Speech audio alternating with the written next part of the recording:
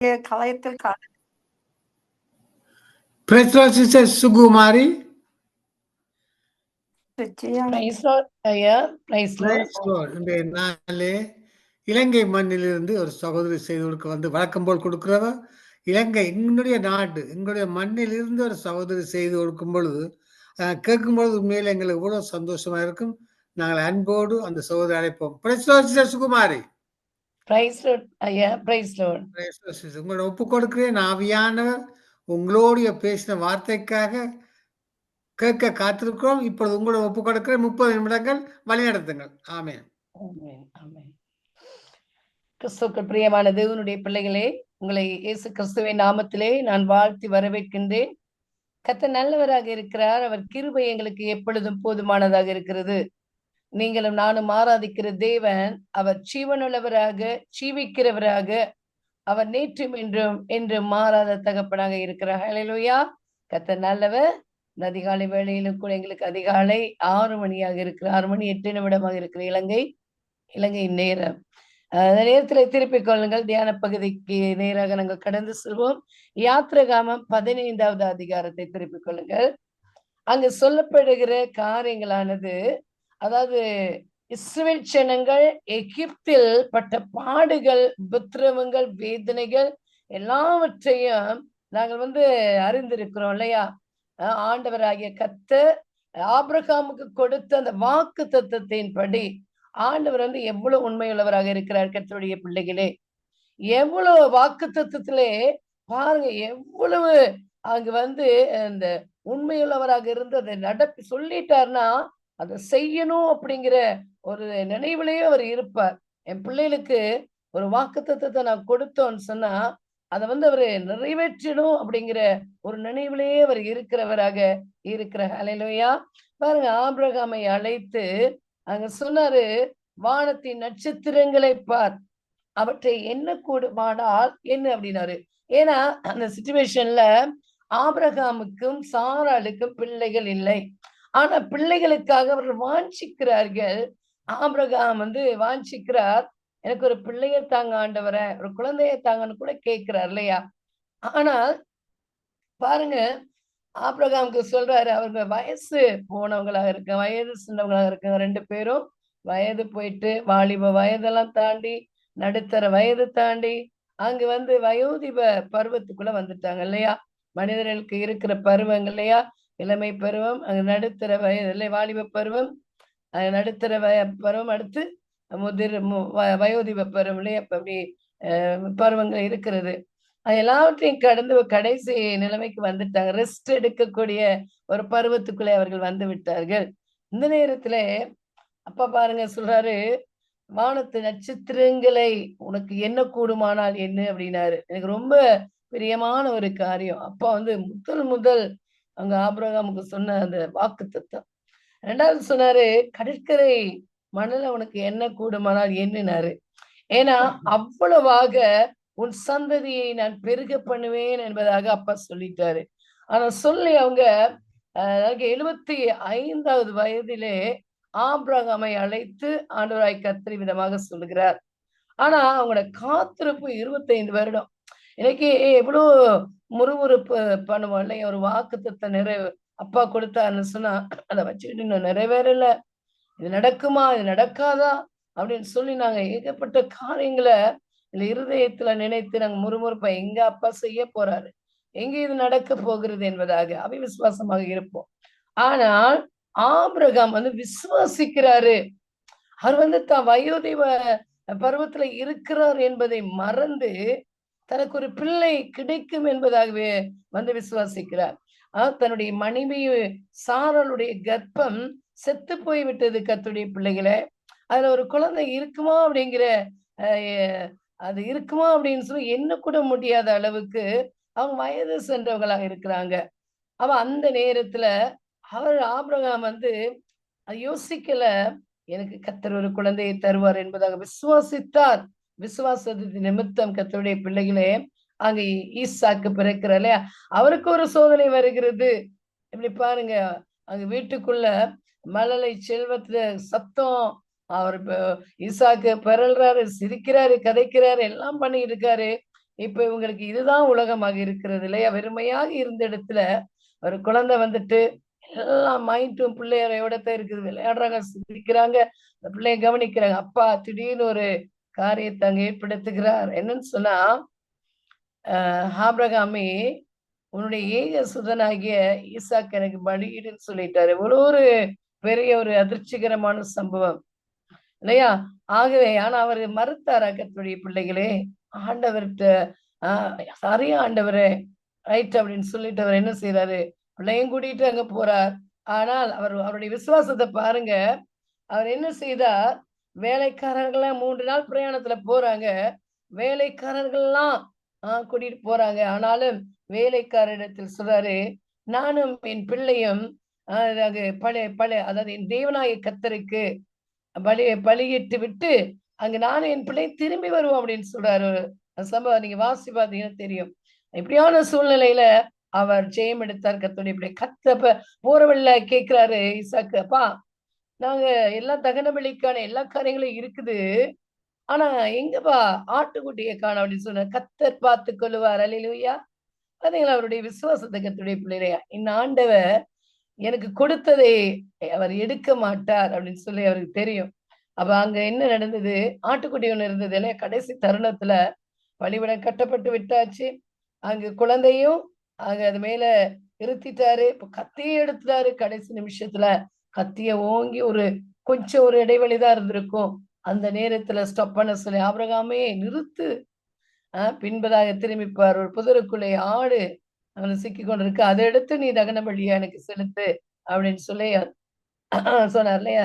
அந்த காரியங்களை பாருங்க. இவரை விசுவாசம், நான் போய் என் பிள்ளை ஆண்டவனோடு திரும்பி வருவேன் என்பதா. இப்படியாக கர்த்தருடைய பிள்ளைகளே, ஈசாக்குக்கு யாக்கோபு ஏசாவை அங்க கொடுத்தார் இல்லையா? அவ அங்க ஏசா வந்து போயிட்டாரு. கானானிய பெண்ணோட அப்படி அந்த புத்திர சுவீகாரம் அவருடைய எல்லா காரியங்களையும் அவர் இழந்துட்டார். கூலுக்காக அவருடைய புத்திர பாகத்தை அந்த பிறப்புரிமையை கொடுத்துட்டாரு தன்னுடைய தம்பிக்கு. பசி தாங்க முடியாம அந்த கூலுக்காக. ஆனா இவர் என்ன செய்தார்? இவர் தந்திரமானார் பாருங்க. நீ பசியோட இருக்கிற, உனக்கு நான் கூழ் தாரேன். ஆனா உனக்கு உன்னுடைய பிறப்பு அந்த உரிமை எனக்கு தரியா அப்படின்னு சொல்லி கேட்டோன்னு, என்னடா பாருங்க அந்த இடத்துல அசட்டம் பண்றாரு ஏசா. என்ன பிறப்புரிமை? நான் சாக போறேன். என்னுடைய பிறப்புரிமை சொத்தெல்லாம் உனக்கு நான் தாரேன், நீ தான். அது எனக்கு என்ன பெரிய காரியமான்னு சொல்லி கொடுத்துட்டு அவர் வாங்கி கூழ குடிச்சிட்டு போயிட்டாரு. அதன் பின்பதாக அங்க ஒரு சம்பவம் நடக்கிறது. அது தேவ சித்தத்தோடு நடக்கிறது இல்லையா?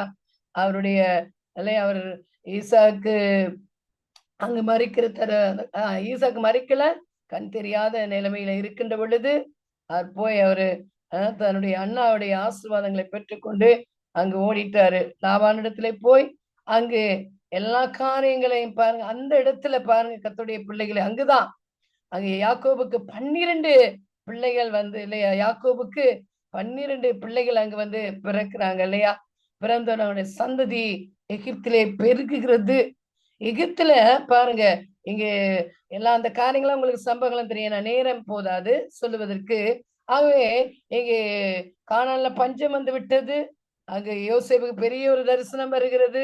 ஆகவே அந்த நிமித்தம் யோசேப்பு குழியிலே போடப்படுகிறார். குழியிலே போட்டதன் பின்பதாக எகிப்துக்கு கடந்து போகிறார். அங்கு போய் அவருக்கு கிடைக்க வேண்டிய எல்லா ஆசீர்வாதங்கள், அவருக்கு கிடைக்க வேண்டிய அந்தஸ்துக்கள் எல்லாவற்றையும் கர்த்தராகிய ஆண்டவர் கொடுக்கிறார். பாவத்தை கண்டு அதாவது பாவத்தை விட்டு விலகி ஓடிய அந்த வாலிபன் இல்லையா? பாவத்துக்கு பயந்து விலகி ஓடிய அந்த வாலிபனை கர்த்தராகிய ஆண்டவர் அங்கு உயர்த்துகிறார். அவர் நிமித்தம் இந்த குடும்பங்கள் போஷிக்கப்படுகிறார்கள். கானானில் இருந்து அங்கு எங்கே போகிறார்கள்? எகிப்துக்கு போகிறார்கள். எகிப்திலே போய் கோசேன் நாட்டிலே குடியிருக்கிறார்கள். அங்கே ஆண்டவருடைய வாக்குத்தத்தமானது நிறைவேற்றத்துக்குள்ளே வந்தது. அந்த ஜனங்கள் இஸ்ரவேலின் பிள்ளைகள் பெருகுகிறார்கள். கர்த்தருடைய பிள்ளைகளே, பெருக்கங்களுக்கு அந்த அளவுக்கு பெருக்கங்களுக்கு அளவே இல்லை. அந்த அளவுக்கு ஆண்டவராய் கர்த்தர் பெருக்கத்தை ஏற்படுத்துகிறார். பாருங்க, ஆபிரகாமுக்கு சொன்ன அந்த வாக்குத்தத்தம், அந்த பிள்ளைகளுடைய ஒடுக்குதலை ஆண்டவராய் கர்த்தர் காண்கிறார் இல்லையா? புதிய பார்வோனுக்கு தெரியாது யோசேப்பை குறித்து, யோசேப்புடைய தேவனை குறித்து தெரியாது. அங்கேயும் அப்பா போய் நின்று அவங்க வாதைகளை கொடுத்து 10 வாதைகளை கொடுக்கிறார் இல்லையா? அவங்க என்ன சொன்னா, என்னுடைய ஜனங்கள் என்னை ஆராதனை செய்யும்படியாக, எனக்கு ஆராதனை செய்யும்படியாக என்னுடைய ஜனங்களை விட்டுவிடு, எனக்கு ஆராதனை செய்ய என் பிள்ளைங்க அவங்கள விட்டு விடுன்னு போயிட்டு மோசே சொல்லு என்பதாக சொல்லி பல பாடுகள் பட்டார்கள் இல்லையா. பலவிதமான துக்கங்கள் இந்த பிள்ளைகளுக்கு. எவ்வளவு அடிமைத்தனம் கர்த்தருடைய பிள்ளைகளே. அடிச்சாங்க, பிள்ளைகளை என்னென்னவெல்லாம் பண்ணினாங்க இல்லையா. அந்த பார்வோன் அவ்வளோ வேதனைப்படுத்தினான். அந்த இடத்துல என் ஆண்டவர் வாதைகளை அனுப்பி எபிரேயருக்கும் எகிப்தியருக்கும் இடையிலே ஒரு வித்தியாசத்தை ஏற்படுத்தினார். ஹல்லேலூயா. நம்முடைய தேவன் அப்படிதான். நம்ம உலகத்துல இருக்கோம், உலக ஜனங்களுக்கும் கர்த்தருடைய பிள்ளைகளுக்கும் இடையிலே வித்தியாசத்தை ஏற்படுத்துகிற தேவன். ஹல்லேலூயா. ஆகவே அவர் என்ன செய்கிறார், இங்கு வாதையினால் அங்க எகிப்தியர் அழிந்து போகிறார்கள். தேவனுடைய பிள்ளைகளை, தேவனுடைய ஜனமோ அங்க சுகித்துக் கொண்டு இருக்கிறார்கள், சந்தோஷமா இருக்கிறாங்க, சந்தோஷமா சாப்பிடுறாங்க, எல்லா காரியங்களும். இங்கு இருள் கவிக்கொண்டு இருக்கிறது, அங்கு வெளிச்சம் காணப்படுகிறது. என்னுடைய தகப்பன் ஆபிரகாமின் தேவன், ஈசாக்கின் தேவன், யாக்கோபின் தேவன் எவ்வளவு நல்லவராக இருக்கிறார். கர்த்தருடைய பிள்ளைகளே, எல்லாரையும் அவர் மீட்டு கொண்டு வருகிறார் இல்லையா. செங்கடல் இரண்டாக அங்கு பிளக்கிறது, வெட்டாந்தரையாக மாறுகிறது. பாருங்க, இந்த ஜனங்கள் அப்படியே மீட்டு எடுத்துட்டாரு. ஆபிரகாமின் தேவன் அல்லவா, வாக்கு தத்துவத்தில் உண்மையுள்ளவர் அல்லவா. அவர் பாருங்க, அப்படியே மீட்டெடுத்து இப்ப என்ன செய்யறாங்க, யோர்தான் அப்படியே ரெண்டாக பிளவுபடுகிறது. அதிலே அவர்கள் எல்லாம் ஆடுகள், மாடுகள், குழந்தைங்க, ஆண், பெண், வாலிப பிள்ளைகள் எல்லாரும் போக லட்சக்கணக்கிலே, கோடிக்கணக்கிலே அவர்கள் போய்கொண்டிருக்கிறார். கர்த்தருடைய பிள்ளைகளே, இந்த யோர்தானை கடந்து கொண்டிருக்கிறார்கள். கோடிக்கணக்கிலே பிள்ளை செல்வங்கள் அங்கே பெருகி கொண்டிருக்கிறார்கள். அவ இந்த நேரத்திலே நானும் நீங்கள் யோசிக்க வேண்டும், என் ஆண்டவர் சொல்லியும் செய்யாதிருப்பாரோ இல்லையா. கர்த்தர் சொன்னதான். உங்களுக்கும் எனக்கும் ஒரு வார்த்தை வந்ததென்றால், கர்த்தருடைய பிள்ளைகளே, ஒரு தீர்க்க தரிசனம் வந்ததென்றால், அது வேதாகமத்தில் ஆண்டவராய் கர்த்தர் உங்களோடும் என்னோடும் பேசி இருந்தால், நாங்கள் இறக்கும் முன்பதாக, மறைக்கும் முன்பதாக அதை நிறைவேற்றியே முடிக்கிற கர்த்தராக இருக்கிறார். ஹல்லேலூயா. கர்த்தர் அவ்வளவு சொன்னதை செய்யும் அளவு அவர் எங்களை கைவிடாத தகப்பனாக இருக்கிறார். ஹல்லேலூயா. பாருங்க, அப்பா சொன்னாரு, ஆபிரகாம் ஒருத்தரா சாராலும் ஆபிரகாமும் அங்க இருக்கிறாங்க, ஒரே ஒரு ஈசாக்கை கொடுத்து எவ்விதமாக ஆண்டவராய் கர்த்தர் அந்த வாக்கு தத்துவத்தின்படி பெருக வானத்து நட்சத்திரங்களை உனக்கு என்ன கூடுமானால் என்னப்பா அப்படின்னு சொல்றாரு. என்ன முடியுமா கர்த்தருடைய பிள்ளைகளே? முடியாத ஒரு காரியம் இல்லையா. அந்த அளவுக்கு இந்த பிள்ளைகள் பெருக்கத்தினால் அங்கு போய்கொண்டிருக்கிறார்கள். அப்பா சொன்னதை செய்யும் அளவு இவர் கைவிடாத தகப்பன் பிள்ளைகளோடு கூட இருக்கிறார். போய் கீழ்காற்றை அனுப்பி சமுத்திரத்தில் இருக்கிற தண்ணீர்கள் எல்லாம் ஒவ்வொரு பக்கமும் அங்கு போகும்படியாக அப்படியே பெரிய ஒரு பாதை ஏற்படுகிறது. அவர் பிள்ளைகள் சந்தோஷமா போறாங்க. இவ்வளவு ஒரு அற்புதமான காரியம் கர்த்தருடைய பிள்ளைகளே. இப்ப சமுத்திரம், அதாவது யோர்தான் நதி அப்படியே பிரிஞ்சிட்டு அவர் நடுக்கடலில் அப்படியே கடந்து போறாங்க. பின்பதாக துரத்தி கொண்டு வந்தவர்களுக்கு என்ன நடந்தது, எதிரிகளுக்கு என்ன நடந்தது, அப்படியே தண்ணீர்லாம் மூடி அப்படியே அழித்து போட்டு விட்டார் அப்பா இல்லையா. இப்ப என்ன நடக்குதுன்னு சொன்னா, இப்ப இவங்க வந்துட்டாங்க, யோர்தானை கடந்து வந்ததன் பின்பதாக இங்க ஒரு காரியம் நடக்கிறதான் உங்களுக்கு அதை சொல்ல அதுக்கு முன்பதாக ஒரு காரியத்தை நீங்கள் சொல்லிவிட்டு இதை பார்ப்போம் என்று பார்த்தேன். அப்பொழுது மோசேயும் இஸ்ரவேல் புத்திரரும், யாத்ராகம் 15வது அதிகாரத்தை பாருங்க. அப்பொழுது மோசேயும் இஸ்ரவேல் புத்திரரும் கர்த்தரை புகழ்ந்து பாடின பாட்டு, கர்த்தரை பாடுவேன், அவர் மகிமையாய் வெற்றி சிறந்தான், குதிரையும் குதிரை வீரரையும் கடலிலே தள்ளினார். ஹல்லேலூயா. இப்ப வந்துட்டாங்க, செங்கடலை கடந்து அந்த அக்கறைக்கு வந்துட்டாங்க. வந்தவர்கள் ஆண்டவராய் கர்த்தரை புகழ்ந்து பாடுறாங்க. அது தங்கத்துடைய பிள்ளைகளுடைய வாழ்க்கையிலே மிகவும் முக்கியமான ஒரு காரியம்.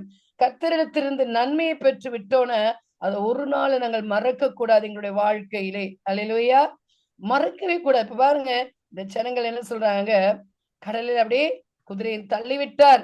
கர்த்தரின் பெலனும் என் கீதவுமானவர், அவர் எனக்கு ரட்சிப்புமானவர், அவரே என் தேவன், அவருக்கு வாசஸ்தலத்தை ஆயத்தம் பண்ணுவேன்னு சொன்னாரு. அப்பா, நான் எனக்கு ஆராதனை செய்யும்படியாக அவர்களை விட்டுவிட சொல்லு அப்படின்னு சொல்றாங்க. அப்ப இங்க சொல்றாங்க, அவருக்கு பாருங்க, அவருக்கு ரட்சிப்புமானவர், அவரே என் தேவன், அவருக்கு வாசஸ்தலத்தை ஆயத்தம் பண்ணுவேன், அவரை என் தகப்பனுடைய தேவன், அவரை உயர்த்துவேன்னு சொல்லுவாங்க. இப்ப கூடாரத்தை போட்டு எங்க அப்பாவை நாங்கள் ஆராதனை செய்வோம்.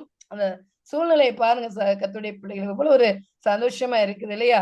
அப்ப எங்களுக்கு எங்களுடைய அப்பாவை நாங்கள் உயர்த்துவோம். ஆபிரகாமுடைய தேவன், ஈசாக்கின் தேவன், எங்களுடைய தகப்பனுடைய தேவனை நாங்கள் உயர்த்துவோம். அப்ப என்னுடைய உள்ள எப்படி குளிர்ச்சியா இருந்திருக்கும், என் பிள்ளைய அப்படியாக என்ன புகழ்ந்து பாடுறாங்கன்னு சொல்லி இல்லையா?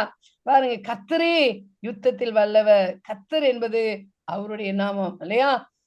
பாருங்க, பார்வோனின் ரதங்களையும் அவன் சேனைகளையும் சமுத்திரத்திலே தள்ளிவிட்டார், அவனுடைய பிரதான அதிபதிகள் சிவந்த சமுத்திரத்தில் அமிழ்ந்து போனார்கள். பிள்ளைகள் பாடுறாங்க, ஆழி அவர்களை மூடிக்கொண்டது, கல்லை போல ஆழங்களில் அமிழ்ந்து போனார். கல்லை போட்டா மேல வராது, அது ரொம்ப ஆழத்துக்குள்ள போயிரும். இப்ப அந்த ஜனங்கள் கல்லை போல அமிழ்ந்து போயிட்டாங்க அப்படின்னு சொல்லி சொல்றாங்க. கர்த்தாவே, உம்முடைய வலதுகரம் பலத்தினால் மகத்துவம் சிறந்திருக்கிறது. கர்த்தாவே, உம்முடைய வலதுகரம் பகைஞனை நொறுக்கி விட்டது. கர்த்தருடைய பிள்ளைகள், இதுதான் கர்த்தருடைய பிள்ளைகளுக்கு விரோதமாக வருகிறவர்களுக்கு நடக்க வேண்டிய சம்பவம். இந்த கல்லின் மேல் மோதுகிறவன் நொறுங்கி போவான் என்று வேதம் சொல்கிறது. ஆக எதை குறித்தும் கவலைப்பட வேணாம். உங்களுக்கு எதிரிகள் இருக்கிறாங்களா? உங்களுக்கு பிரச்சனையை கொடுக்குறாங்களா? நீங்க போற இடத்துல பிரச்சனையா இருக்கிறா? வீட்டுல பிரச்சனையா இருக்கிறா? வேலை செய்கிற இடத்துல பிரச்சனையா? பாடசாலைக்கு செல்லும் பொழுது குழந்தைங்களே உங்களுக்கு பிரச்சனையா? வாலிப பிள்ளைகளே உங்களுக்கு பிரச்சனையா? நீங்கள் ஆண்டவருடைய சமூகத்திலே உங்களை தாழ்த்தி செபிக்கும் பொழுது உங்கள் மேல் மோதுகிறவர்கள் நொறுங்கி போவார்கள் என்பதை நீங்கள் விசுவாசிக்க வேண்டும். பாருங்க, இங்க சொல்லப்படுது, கர்த்தாவே, நம்முடைய வலதுகரம் பலத்தினால் மகத்துவம் சிறந்திருக்கிறது. கர்த்தாவே, உம்முடைய வலதுகரம் பகைஞனை நொறுக்கி விட்டது. நொறுங்கி போயிட்டாருங்க. உமக்கு விரோதமாய் எழுமினவர்களை உமது முக்கியத்தின் மகத்துவத்தினாலே நிர்மூலமாக்கினீர். உம்முடைய கோபாக்கினியை அனுப்பினீர், அது அவர்களை தாளடியை போல பட்சித்தது. இப்ப என்ன செய்தாரு? கண்மலைக்கு, அதாவது பனியையும் நெருப்பையும் அனுப்பினார். கர்த்தர் கல்மலையையும் நெருப்பையும் அனுப்பினார். ரெண்டுக்கும் பாருங்க எப்படி சம்மந்தம் இருக்கா? கல்மலை, நெருப்பு இருக்கிற இடத்துல கல்மலை அப்படி பெய்துச்சுன்னா அப்படியே நெருப்பு அணைந்து போய்விடும். ஆனா அப்பா ரெண்டினாலும் அங்கு காரியங்களை செய்து அவர்களை அங்கு அழித்தார் கர்த்தருடைய பிள்ளைகளே. ஆகவே உமது நாசியின் சுவாசத்தினால் ஜலம் குவிந்து நின்றது, வெள்ளம் குவியலாக நிமிர்ந்து நின்றது, ஆழமான ஜலம் நடுக்கடலிலே உறைந்து போயிட்டு அவருடைய சுவாசத்தை தான் விட்டிருக்காரு. பெரும் ஒரு மூச்சை விட்டிருக்காரு. அப்படியே எல்லாம் உறைஞ்சு போயிட்டு அவருடைய மூச்சு காற்று அந்த தண்ணீர் மேல் பற்ற உடனே அந்த ஜலம் பனிக்கட்டியை போல் அப்படி உறைந்து போய்விட்டான். நம்முடைய தேவன் எப்பேற்பட்ட தகப்பன் கர்த்தருடைய பிள்ளைகளே. பாருங்க, தொடருவேன், பிடிப்பேன், கொள்ளையாடி பங்கிடுவேன், என் ஆசை அவர்களிடத்தில் திருப்தியாகும், என் பட்டயத்தை உருகுவேன், என் கை அவர்களை சங்கரிக்கும் என்று பகைஞன் சொன்னான். பாருங்க, அவங்களை கொல்றேன் பார்வன் சொன்ன, போங்க விரட்டி துரத்தி பிடித்து ஜனங்களை கொல்லுங்க அப்படின்னா இல்லையா? ஆனா பாருங்க, உம்முடைய காற்றை வீச பண்ணினீர், கடல் அவர்களை மூடிக்கொண்டது, திரளான தண்ணீர்களில் ஈயம் போல அமிழ்ந்து போனார்கள்.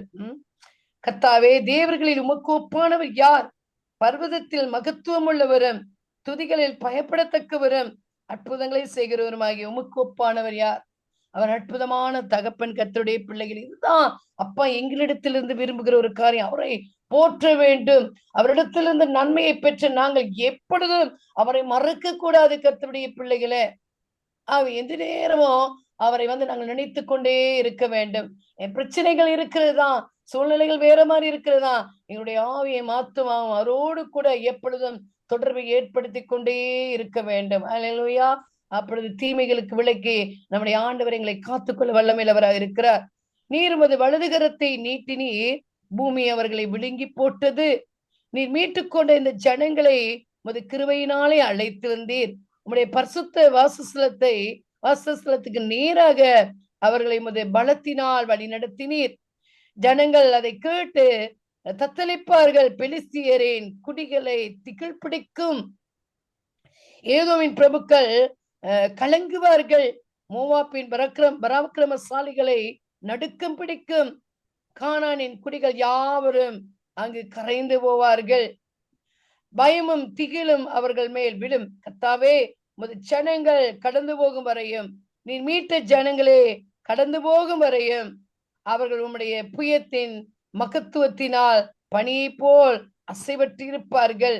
நீர் அவர்களை கொண்டு போய் கர்த்தராகிய தேவரை வாசம் பண்ணுகிறதற்கு நியமித்த ஸ்தானமாகிய உம்முடைய சுதந்திரத்தின் பர்வதத்திலும் ஆண்டவராகிய தேவரீருடைய கரங்கள் ஸ்தாபித்த பரிசுத்த ஸ்தலத்திலும் அவர்களை நாட்டுவீர். கர்த்தர் சதா காலங்களாகிய என்றென்றைக்கும் ராஜரிகம் பண்ணுவார். பார்வோனின் குதிரைகள் அவனுடைய ரதங்களோடும் குதிரை வீரரோடும் சமுத்திரத்தில் பிரவேசித்து கர்த்தர் சமுத்திரத்தின் ஜலத்தை அவர்கள் மேல் திரும்ப பண்ணினார். இஸ்ரவேல் புத்திரரோ சமுத்திரத்தின் நடுவிலே வெட்டாந்தரையிலே நடந்து போனார்கள் என்று பாடினார்கள். அல்லேலூயா. தான் கர்த்தருடைய பிள்ளைகளே, ஆண்டவருடைய மகத்துவமான காரியங்கள். எப்பேற்பட்ட தேவன் பாருங்க, அதிசயமான தகப்பன், ஆலோசனை கர்த்தர், நித்திய பிதா, சமாதானத்தின் தேவனாக இருக்கிறாகவே இந்த காலை வேளையிலே கர்த்தருடைய பிள்ளைகளே, இந்த நேரத்துல இலங்கை இந்நேரம் காலையாக இருக்கிறது. ஆகவே இந்த நேரத்துல கேட்டுக்கொண்டிருக்கிற பிள்ளைகளாக இருக்கிறீர்கள். ஆண்டவருடைய வார்த்தையானது உங்களை அப்படியே வந்து கொண்டிருக்கிறது. எதை குறித்தும் கவலைப்பட வேண்டாம், எதை குறித்தும் கலங்க வேண்டாம். எகிப்தியரை போன்று உங்களுக்கு யார் துன்பத்தை கொடுத்தாலும் கவலைப்பட வேண்டாம். உங்களோடு இருக்கிறவர் சேனைகளின் கர்த்தராக இருக்கிறார். தனிமையா இருக்கிறேன்னு சொல்லி கவலைப்படாதீங்க, சேனைகளின் கர்த்தர் உங்களோடு கூட இருக்கிறார். நோயோடு இருக்கிறேனே ஆண்டவர் என்று சொல்லி கவலைப்படாதீங்க, சேனைகளின் கர்த்தர் உங்களோடு இருக்கிறார். ஐயோ அப்பா, பிரச்சனையோட என் பிரச்சனையை யார் அறிவார், என் தகப்பனே என்று கலங்கி கொண்டிருக்கிறீர்களா? கவலைப்படாதீர்கள், சேனைகளின் கர்த்தர் உங்களோடு கூட இருக்கிறார். யாக்கோபின் தேவன் உங்களுக்கு துணை செய்கிறவராக இருக்கிறார். ஹல்லேலூயா. இந்த பூமி நிலை மாறினாலும் மலைகள் சரிந்து போனாலும் அவருடைய கிருபையானது உங்களோடும் என்னோடும் கூட இருக்கும் கர்த்தருடைய பிள்ளைகளே. ஆகவே நீங்க எதுக்கு கவலைப்பட வேணாம். இப்பேற்பட்ட அதிசயமான காரியங்களை செய்த கர்த்தரை நாங்கள் தெய்வமாக கொண்டு இருக்கிறோம். ஹல்லேலூயா. அவரையே சேவிப்போம், அவரையே நினைப்போம், அவரையே பற்றி கொள்வோம், அவருடைய அடிச்சுவடுகளை நாங்கள் பின்பற்றுவோம் என்றால் எந்த ஒரு காரியம் இந்த உலகத்துல என்னதான் நடந்தாலும் நாங்க அப்படியே போய்கிட்டு இருப்போம். அங்க கலங்குவாங்க, இங்க துக்கம் அழுகுவாங்க, அங்க வேதனை. ஆனாலும் நாங்க எப்படி இருப்போம்? ஸ்மூத்தா போய்கிட்டே இருப்போம், சந்தோஷமா போய்கிட்டே இருப்போம். கர்த்தருடைய பிள்ளைகளே, எகிப்தியருக்கும் அங்கு நம்முடைய இஸ்ரவேல் பிள்ளைகளுக்கும் இடையில எபிரேயருக்கு எகிப்தியருக்கும் வித்தியாசத்தை உண்டாக்கின தேவன் இந்த நாளிலே உங்களுக்கும் எனக்கும் அங்கு வித்தியாசத்தை உண்டாக்கி இந்த உலகத்திலே ஒரு சாட்சியாக நிறுத்த அவர் வல்லமையுள்ள தகப்பனாக இருக்கிறார். தொடர்ந்து ஜெபத்திலே விழித்திருங்கள். கர்த்தர் தாமே உங்கள் யாவரையும் ஆசீர்வதிப்பாராக. ஆமென். God bless you. ஆமென், ஆமென். அருமையான